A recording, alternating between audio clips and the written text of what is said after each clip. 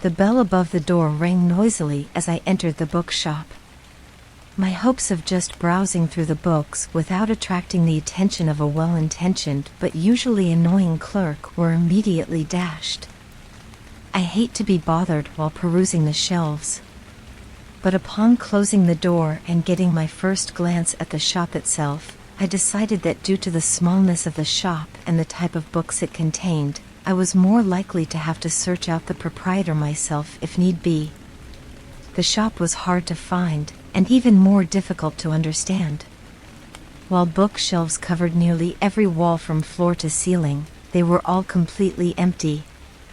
The only volumes I could see were the 20 or so that were displayed on a long wooden table in the middle of the room, along with just a few more that were on what I supposed passed for the counter where business was transacted. As I crossed the shop to look at the volumes on the table, I noticed how dim the lighting was, and how old everything seemed to be. This building had housed some sort of shop for a long time, and the wooden fixtures were definitely showing their age. It was just the kind of shop that I loved to find. In my search for rare and unusual books, I find shops like this one usually hold the greatest treasures. All of the books were bound in leather, which was very encouraging to me. While leather does not necessarily mean a rare or valuable book, it certainly piques my interest.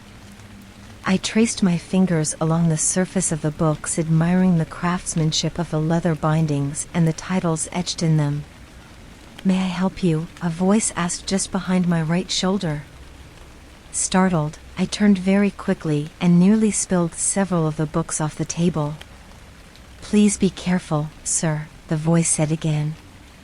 "These books are quite valuable." The voice belonged to a short, elderly man, dressed in a black suit that was probably as old as he was. Bald and slightly hunched over, he looked every bit the bookstore owner. "Sorry," I said as I straightened the books. "I didn't hear you come up behind me." "That's quite all right, sir," he said as he extended his hand to shake mine. "My name is William Gilchrist." "Pleased to meet you," I said, shaking his hand. "Alistair Fry." "Welcome to my shop, Mr. Fry." "Thank you." "I must say that your selection of books is quite limited given all the shelf space you have." I immediately regretted saying that, as I might very well have insulted him. However, if I had, he seemed not to care. "As I've gotten older, Mr. Fry, I've found my taste in literature has become, well, more specialized. I have sold or given away the majority of my inventory and retained only the volumes that have special value to me. They have become more of a personal collection now. I take it they are still for sale." Gilchrist looked at me with a nervous smile. "Oh, yes. But may I say that the prices are quite steep?"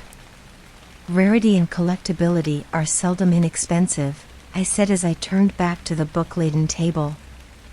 "I had a hard time finding your shop. It is quite well hidden among all these side streets and alleyways," I said as I picked up the topmost book on the table. "Rarity and collectability may sometimes require extra effort as well, don't you think, Mr. Fry?" "Very true, Mr. Gilchrist, very true." I wasn't long into examining the books on the table when I started to notice a pattern in the subjects of the books. Each of them seemed to deal with what I would call the darker side of humanity. There were many volumes about murders, torture in the Middle Ages, and several volumes about famous, or should I say infamous, crimes and their perpetrators. While I never held much esteem for this genre of literature, I must admit that, rather ashamedly, I was curious about the contents of these books. I am more than a little surprised at the subject matter of these books, and maybe even more surprised that these are the only books that you chose to hold on to out of your entire collection, I said to the shopkeeper. "Mr. Fry, in spite of what the literary community may think of this type of literature, I have always been fascinated by the subject of man's inherent capability to bring harm to others.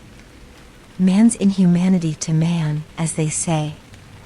His eyes seemed to brighten as he spoke of this, and I found myself beginning to feel a twinge of apprehension about continuing this conversation. I took a half step towards the front door of the shop. "Please, Mr. Fry, don't be put off by my affection for these books. I assure you it is merely a hobby of mine, not a lifestyle. I only read about these subjects. I don't participate." As he said this, his face took on a friendlier aura. His smile was genuine and reassuring. "Come. Let me show you some of my treasures." After what must have been a half hour or so, I was tiring of Gilchrist's endless sales pitch about his valueless but admittedly intriguing books. I found myself actually having some desire to read some of the books, but not enough to pay the exorbitant amounts of money he was asking for them. The subject matter alone brought on some degree of hesitancy on my part. "Mr. Gilchrist," I said, interrupting his latest soliloquy on a book about unsolved murders in Europe. I believe that was the subject, for my mind had started wandering some time back. "While your collection is certainly interesting, I find them somewhat morbid and also very expensive. I believe I am ready to take my leave and to thank you for your time." Gilchrist looked disappointed and somewhat, well, frightened, as strange as that seemed to me. "Oh no, Mr. Fry. Please remain a short while longer, as I have one more book I would love to show you. I believe you will find its subject matter as well as its asking price to be quite attractive." Gilchrist turned and began to work his way toward the counter in the rear of the shop. "Really, Mr. Gilchrist, I don't think I would be interested." "Please, Mr. Fry. Indulge an old man for just a few moments longer." I found both the look on his face and his genuine excitement to be enough to convince myself that a few moments more would not inconvenience me that much. It was very apparent that he did not get many opportunities to show off his rather meager collection. "Very well, sir, one last volume." His gleeful reaction was such that, while I value my time very much, I knew I had made the right decision in humoring Mr. Gilchrist for a few more moments. He removed a leather-bound volume from a back shelf that until now had completely escaped my notice. As he brought it to me to look at, he carefully wiped away any dust from the cover and with a great amount of care, placed the book on the table. "This book is the prize of my collection," said Gilchrist. "I keep it on the back shelf to protect it from those who may not realize its value. I trust you, however, Mr. Fry. Please take a look." The book was bound in very expensive-looking brown leather. It also had a leather strap with a bronze buckle so that the book could be securely closed. While still in quite good condition, it was obvious that the book was very old and had been handled frequently. However, there was no title to the book either on the cover or on the binding. I was quite puzzled by that, and it must have shown on my face, as Gilchrist picked up my thoughts right away. "The title is on the opening page. You'll have to undo the buckle to discover what it is." While I found having to do as he asked to be somewhat tedious, I had gone this far, so I undid the buckle and strap to open the book. Mr. Gilchrist was nearly giddy with excitement. The title of the book was Acts of Vengeance. What struck me the most is that the title, as was the rest of the book, as I would soon discover, was handwritten.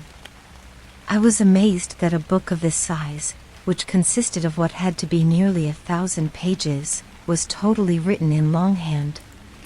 Being a connoisseur of valuable books, it was apparent to me that this book was a journal or diary of some sort. My interest in this book was increasing by the moment. "I must admit that this book is very unusual," I said, turning to Mr. Gilchrist. "How is it that you came by it?" "I purchased it when I was a young lad, and I have had it in my possession for a very long time," Gilchrist said. "Well, it certainly is curious. I will have to say again that the subject matter is of little interest to me, but the book itself would be a great conversation piece to add to my personal collection. Gilchrist agreed. I can assure you, Mr. Fry, that the book will be a welcome addition to your library. Would you have any interest in purchasing it? Taking up the book and examining it again, I replied, yes, Mr. Gilchrist, I believe I might. If your asking price isn't too steep. Gilchrist took a moment to think about how to begin the negotiation. Finally, he offered up a price that was half of the price he was asking for every other book in the shop. That is a very reasonable price, Mr. Gilchrist. Maybe too reasonable. I can't help but feel I would be taking advantage of you, I said, knowing full well in my mind that I would pay much more for this book if need be. I was developing a sort of attachment to it. Nonsense, Mr. Fry. You would be doing me a great service. I have been the proprietor of this shop for a very long time, and I am in hopes of retiring soon. It would be of great comfort to me to know that the book is in the hands of someone who will take care of it and treasure it for what it is. I can hardly refuse then, can I? I have a bag left to put it in, he said as he took the money I gave him and stuffed it into the pocket of his suit coat. That isn't necessary, sir, I have my satchel here. It will protect it very well until I return home. I am very grateful for your time and your generosity. Gilchrist looked at me with a look of both relief and sadness. It is I who am grateful, sir. You have placed my mind at ease much more than you will ever know. Good day. Good day to you, sir, I said as I turned and opened the door. I remember the little bell over the door singing out again as I exited the shop. However, this time I found it to be not quite so annoying. As Gilchrist watched the door to the shop close behind Alistair Fry, he could feel it begin to happen. His part in this nightmare was nearing completion. After decades of frustration, he had finally finished. He felt terrible for Mr. Fry, but that emotion was far outweighed by the relief he was experiencing. Gilchrist made sure the door was locked and slowly turned to walk to the rear of the shop. He passed through a curtain leading to the back room, which had long since ceased to be a storage room. It was his living quarters and had been for many years. He walked up to an old dresser with many old photographs on top of it. A tear came to his eye as he looked upon the faded photographs of his wife and family for the last time. They had all passed away long ago. Gilchrist had outlived them all. Not surprising at all, given the fact that Gilchrist was almost 200 years old. Lovingly touching each photograph, Gilchrist spoke very softly. Please forgive me. I had no choice. Gilchrist turned away, removed all of his torn and tattered clothing, and went to sit in an old chair, the fabric of which had worn thin with age. Tears began to pour from his eyes as he fearfully realized what would happen next. At last this is over. God forgive me. Gilchrist began to moan as the pain began. Almost tolerable at first, but as the seconds passed by his groans turned to screams. His body began to shrivel as if all of the moisture it contained was being slowly drained out. His skin began to mummify and his eyes shrunk back into his head. His arms and legs twisted into horrible angles, and his chest and stomach receded until his backbone was visible from the front. Still screaming, Gilchrist began to fall apart, his jaws falling open in a horrible gaping maw. As his screams finally began to fade, he managed to repeat once more, at last. 5 minutes later, Gilchrist was gone, his body reduced to nothing more than an unrecognizable mound in the seat of the old chair. A mound of dust and bone. I quite forgot about the book for a short period of time. I brought it back home to my townhouse and placed it next to my reading chair in the library. Then, due to my life becoming completely unraveled, I spent very little time reading at all. My wife Grace chose that time to announce that she was leaving me. I was nearly overcome with shock at the news. I knew full well that our marriage was by no means perfect, but I had no inkling that she thought it imperfect enough to dissolve it. There were pressures on our marriage since the beginning. My long hours at the accounting firm where I was employed, my passion for books, which Grace deemed ridiculous, her constant absence from home, working at various charities throughout the city, and most damaging of all, our marriage was childless. Not because we were unable to have a child, but because Grace would have none of it.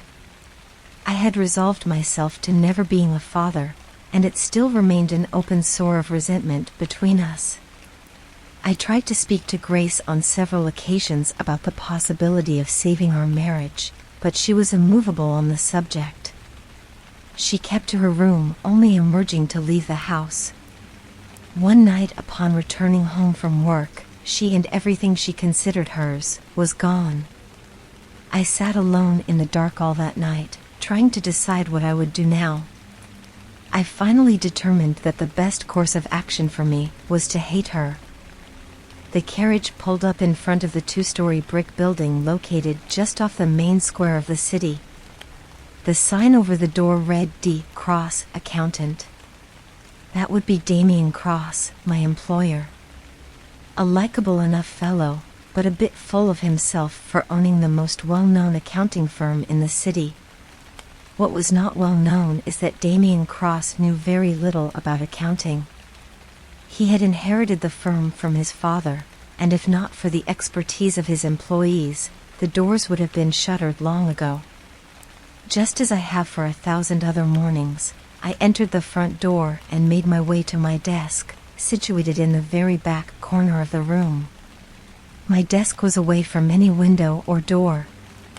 I had become accustomed to this spot because I could get far more work done. I seldom was disturbed. On this particular day, that was not to be the case. It was late afternoon and I was doing very well with lessening my workload. I like to have a clear desk when I leave for the day. Suddenly, I sensed someone standing at the front of my desk. Raising my head from my work, I was startled by the sight of Damien Cross staring down at me, his arms virtually loaded with papers and ledger books. "Sorry, Mr. Cross, I was lost in what I was doing and I didn't realize that you were standing there," I said as I nervously rose to my feet. "That's quite all right, Fry," he said as he took all the documents he was carrying and loudly dropped them on my desk. "I appreciate employees who are so involved in their work." "Thank you, sir."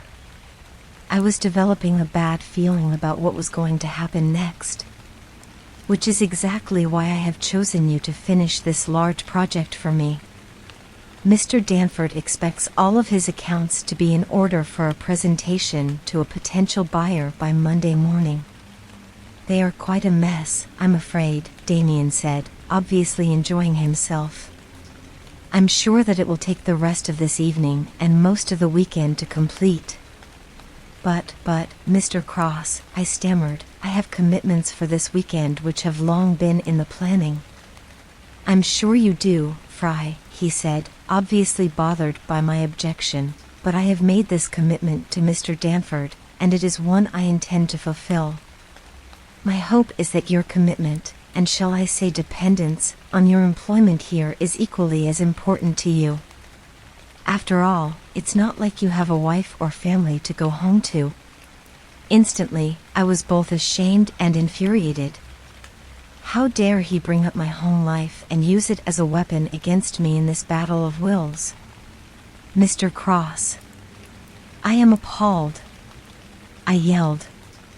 Yes, I'm sure you are," Cross said as he began to turn away. "The question is, Fry, how appalled are you? Enough to end your employment here, or not?" Resisting every urge to pummel Cross for his unbelievable behavior, I sat back in my chair. Given my present situation, which Cross was well aware of, I could not refuse. Very well, Mr. Cross, I said with my eyes down. I'll finish the project. I knew you would, Fry, he said with his usual arrogance. I knew you would. Now, as you can see, while you were making a much bigger issue out of this than it should have been, everyone else has gone home. Here is the key to the front door. Let yourself in and out as much as you need to in order to finish the work this weekend. Now lock the door behind me when I leave, he said, getting his coat. My new lady friend awaits me in the carriage outside. I followed Damien to the front door to lock up as he asked, my hatred for the man nearly boiling over. As he stepped through the door, I saw the carriage that awaited him. As the carriage driver opened the door for him, I caught a glimpse of the woman that was waiting for him. She nodded ever so slightly when she saw me, with a wry smile that clearly demonstrated her air of superiority. Damien Cross leaned over as he sat down and gave her a kiss. His new lady friend was my wife, Grace. I instantly flew into a rage. I began to throw papers and ledgers from all of the desks. I sent lamps and inkwells flying against the walls. I wanted to do so much more damage, but eventually, I just sank down to the floor and wept. How long I was there, I don't recall, but I eventually left to begin what would be a very long walk home. I left the front door to the accounting firm wide open when I left, hoping that one of the more nefarious people who wander the street at night would find their way in and wreak more havoc upon Cross's offices. It would serve him right. I arrived at my home in the middle of the night. Exhausted, I sat down rather heavily into my reading chair in the library, determined to drink myself into a stupor. Before I could accomplish that, however, I noticed the book I had purchased at the bookshop. For some reason, it stood out to me, even though it was nearly buried in a pile of books I had yet to read. Maybe it caught my eye because of the title. Acts of Vengeance. How appropriate, for on my long walk home, I had been deliberating on how I would seek vengeance and retribution from both my harlot wife and that bastard ex-boss of mine, Damien Cross. I removed the book from the pile and held it for a moment. I was anxious to discover what was written inside, but for some unknown reason, I was hesitant to do so. It was almost as if it would be a point of no return for me, should I open this book. I continued to hold the book without opening it. Eventually, after much thought, my curiosity began to outweigh my trepidation, and I opened the book. Upon first inspection, the book seemed to be normal and not at all unusual, albeit well worn. However, I did notice that it had no print date or copyright. Even more strangely, it did not list the author's name anywhere. I found that very odd. The title page simply offered up just that, the title. Acts of Vengeance was clearly handwritten, in a very strong and exaggerated style of calligraphy. I found the page that followed most intriguing. It held several lines of what I determined to be a language I was not familiar with. There were various angled but straight lines, along with other symbols I did not recognize, and was unable to decipher. I considered this to be a puzzle to be solved later, as I wanted to explore the rest of the book. As I turned the pages, I found the book to be divided into many sections, each written in distinctively different handwriting. Some sections were in cursive and some printed. Some easy to read, some almost illegible. I turned back to the beginning of the book and began to read the first section. As I read, I was astounded to find that it was the full account of a man that had sought revenge against a neighboring landowner who he accused of stealing food from his barns. It was very apparent by the wording that he used in telling his story that it had happened a long time ago. The story was complete in every detail, up to and including the gory retelling of how the man had exacted his revenge by finding the man out working his fields and running him through dozens of times with a pitchfork. The delight the author took in this vengeful act was very apparent by his writing, while I found myself sickened by his grim tale. He even signed his writing, Horace Black. While I was taken aback by the story, I became fascinated enough that I had to read the rest of the chapters. Each one was a grisly tale of vengeance authored by the person who exacted their revenge. As I read, I began to have my own thoughts of vengeance against those who had wronged me. Morbid fantasies filled my mind as I considered seeking justice against them. However, I knew that I was not cut of that cloth. Violence just wasn't in me. I read a few more of the chapters, those that were legible, and found myself becoming physically ill as I read how people had gone to great and violent lengths to get back at those who had wronged them. Without realizing it, I had read all night. The sunlight was just inching its way across the floor as I came to the last entry in the book. Exhausted, I considered saving it for another time, but my mind was far from being capable of sleep, so I decided to read it after all. This last entry was by far the most disturbing. The author wrote of how his siblings had conspired to cheat him out of his rightful inheritance. He had shown little interest in the family business, instead choosing to pursue a degree in literature. This infuriated his brothers, who considered him lazy and unworthy of a share of the family fortune. Using deception and unscrupulous lawyers, they were successful in denying him his share. Something in his mind snapped. Betrayal and vengeance drove him beyond the limits of what he thought himself capable of. His entry went on to describe how, one evening, soon after the betrayal, under the guise of reconciling with his brothers, he arranged to visit them in their inherited mansion. While appearing to be sincere about mending the rift in the family, his motives were much more sinister. About halfway through dinner, the drug he had managed to slip into their food began to take effect. The drug was not meant to kill, but rather to incapacitate. The brothers were not able to move, but remained fully conscious. The author taunted them and laughed in their faces. He tortured them with their own dinnerware until they were bloody and torn. Then, in one last, ultimate act of vengeance, he set fire to the room. He stayed as long as he could, watching the flames lick at the flesh of his brothers, their eyes wide with terror.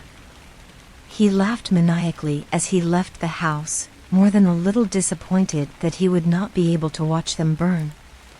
How horrible! This entry was by far the most diabolical and disturbing. It occurred to me that each entry was worse than the one before in terms of how gruesome the murderous acts were. I was glad to be done with the book. As I began to close it, I noticed that the last entry, like many of the others, bore the signature of its author. As I read it, sheer terror took over my every thought. I had met this murderer just a short time ago. The author's name was William Gilchrist, the proprietor of the bookstore. As soon as I recognized the author's name, a jolt like a powerful electric current coursed through my body. I wanted desperately to jump out of my chair, but I found myself unable to move. The pain was excruciating. I resigned myself to the fact that the pain had rendered me motionless except for the violent spasms that every muscle in my body was experiencing. My only hope was that this seizure, or whatever it was, would be short-lived. My mind had remained very clear through this ordeal so far, but that was soon to end. I became disoriented. Not dizzy, rather, but unable to maintain my thought processes. I could no longer concentrate. It was as though my thoughts were no longer my own. A montage of pictures and ideas swirled before my eyes, which were tightly closed due to the pain I was in. The thoughts in my mind were horrible.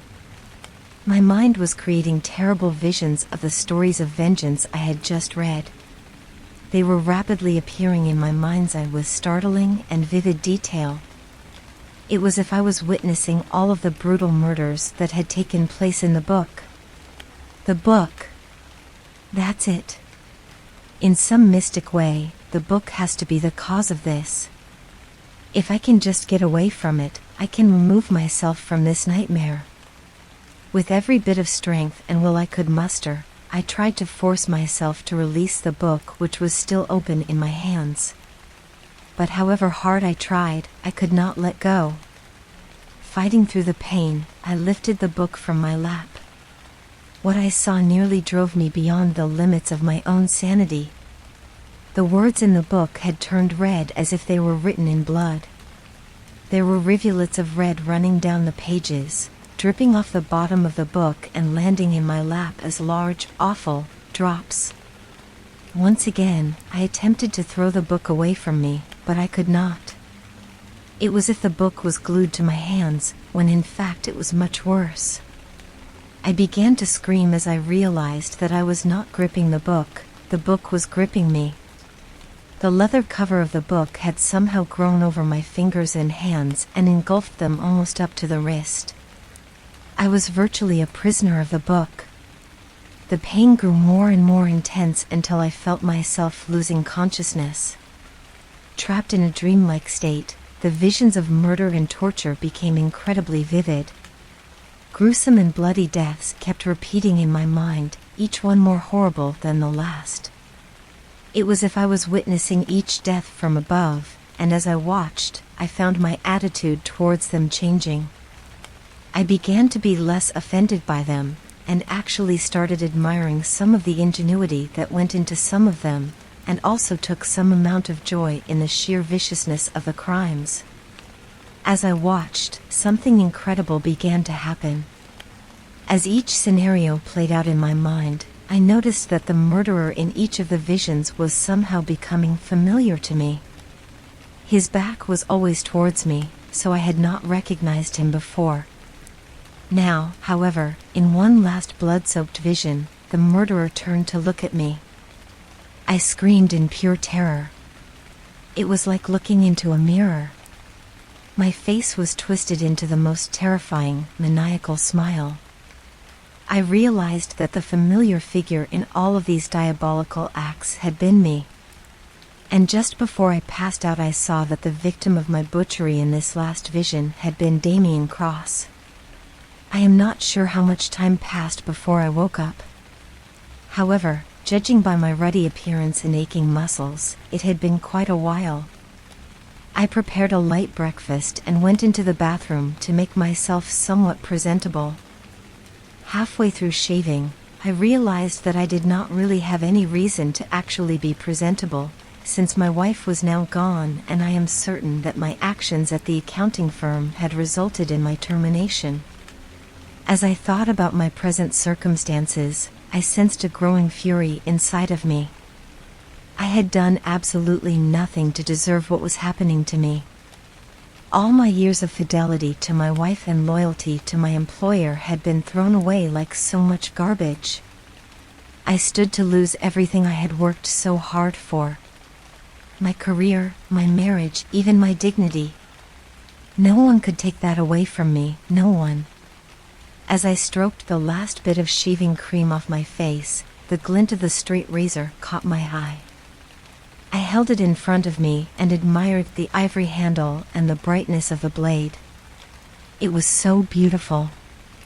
I was taken with the idea that while the razor was designed to be a useful tool, it was also a dangerous and effective weapon. As I continued to look at it, I began to picture in my mind how the razor could certainly be a perfect instrument of justice and revenge. Looking into the mirror, I noticed the dark circles under my eyes, the disheveled look of a broken man, and the evil smile of someone who had just realized what he must do. I was becoming quite accustomed to the dark, both the dark of the night and the ever-darkening condition of my soul. I reveled in it as I crouched in the shrubs outside Damien Cross's mansion. I am sure when he purchased it, he gave no thought to the fact that living outside the city and a long way off the road would be a considerable help to anyone who may wish him harm. I had no problem approaching his house unseen. The remoteness of the property, and the darkness, which I now so enjoyed, made it very easy.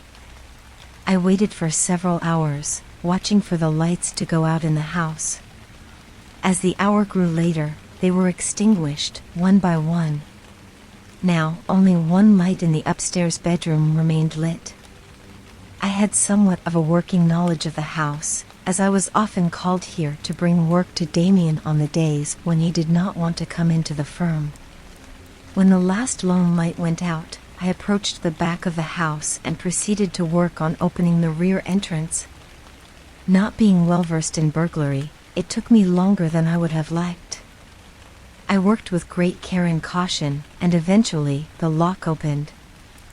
I stood in the entranceway for a few moments, not because I was unsure or even afraid, but because I wanted to prepare myself for the deed I had come to perform.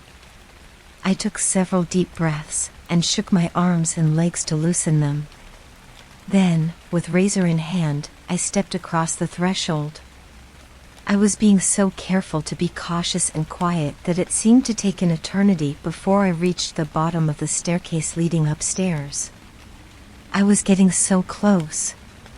I didn't want to make a mistake now and ruin my opportunity for vengeance. As I placed my foot on the bottom step, the wood creaked faintly. I froze in terror and waited without moving a muscle until I was sure that the sound had not awakened my prey. I took another step, this time placing my foot as close to the end of the step as possible. Grasping the railing of the staircase as tightly as I could, I climbed the stairs at a painstakingly slow pace. I hesitated at the top of the stairs, suddenly realizing that I had never been in the upstairs of the house. Which room was Damien's bedroom? My confidence began to waver, as I had no desire to search all the rooms while attempting to avoid detection. After a few moments, I collected my wits and realized that I could determine where the bedroom was by remembering the last light to go out in the house. It only made sense that it would be the right room. Knowing where that light had been, I was able to find my way to what I believed to be the correct door. I put my ear against the door and listened for several minutes. It was hard to hear anything because my heart was pumping so fast that all I could hear was my own blood rushing through my veins. Willing myself to calm down, eventually I was able to hear someone snoring in the room. This was the moment I had been waiting for. There was no turning back. I could hardly contain myself as I reached for the doorknob. I pulled my hand back quickly to cover my mouth. I had this insane urge to laugh. I was about to commit the ultimate act of evil, and I was going to enjoy every second of it. Finally, I was ready. I slowly turned the doorknob and entered the room ever so quietly. The bedroom was pitch black. Long, heavy fabric curtains cut off almost all of whatever light was trying to enter through the window. I stopped just inside the doorway to allow my eyes to adjust to the dark. In just a few moments I was able to make out where everything was in the room. The large four-poster bed was directly across the room from where I stood. Straight razor in hand, I proceeded ever so slowly towards the bed. Damien Cross was fast asleep, snoring annoyingly. I was thankful for the noise, as it would help to cover up any sounds I might make as I crossed the room. After what seemed to be hours, I finally stood above him next to the bed. He was sleeping on his back and very conveniently had his throat exposed to the night.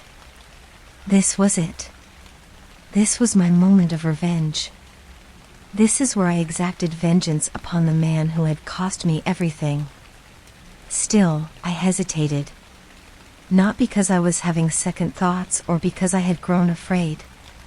No, it was because I wanted to enjoy every second of taking this man's life. I had envisioned this moment in my mind many times. Now I wanted to make sure I did this right. I wanted him to feel the pain. I wanted him to suffer. Most importantly, I wanted him to know who his killer was. I wanted him to know it was me. I bent over him low enough to hold the razor just a hair's breadth from his throat. I had to time this perfectly. Damien was a large man, and should he begin to struggle, this could all go horribly wrong. I placed my other hand a few inches above his mouth.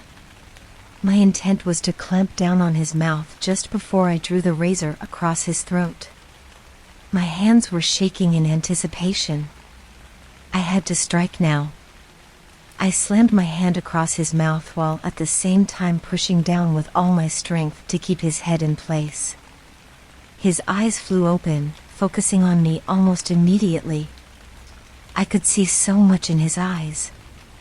The recognition of who I was, and the terror of realizing what I was about to do. Damien began to kick at me and strike at my face. I would have no more time to savor the moment. I must strike. I drew the razor across his throat. I have never seen so much blood. It sprayed out like a geyser, covering both him and me. Instincts drove me to jump away from him, for just a second. Miraculously, he rose from the bed, hands to his throat, and he tried to run, but his body was already failing him. Recovered from the initial shock of what I had done, my anger consumed me. "Die, you bastard!" I yelled as I slashed at him again. The blade hit his face, cutting through his left cheek and exiting through the right. I began to slash wildly, as he stood helplessly in front of me. "You took my wife." Slash. "You took my career." Slash. "You took my whole life." Slash.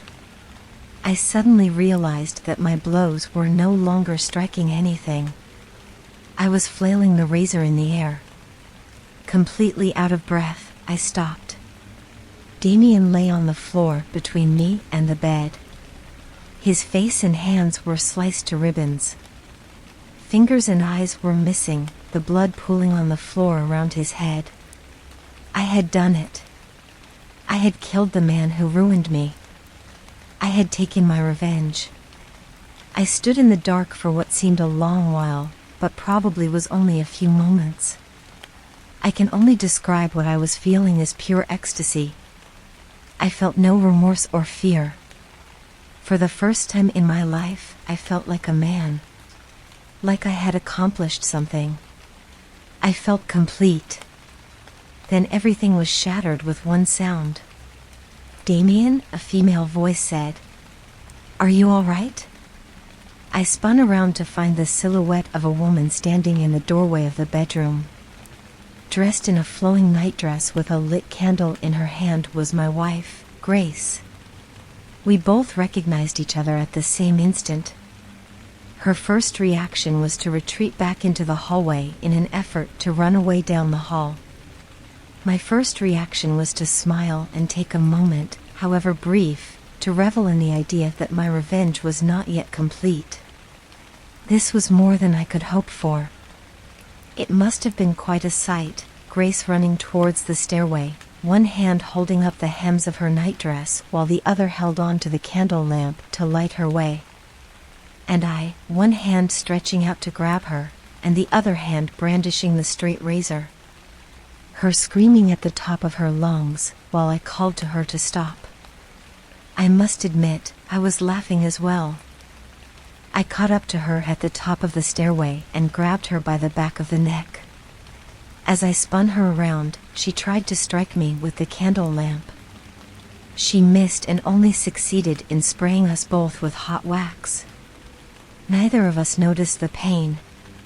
"Stop, Alistair, stop," she pleaded with me.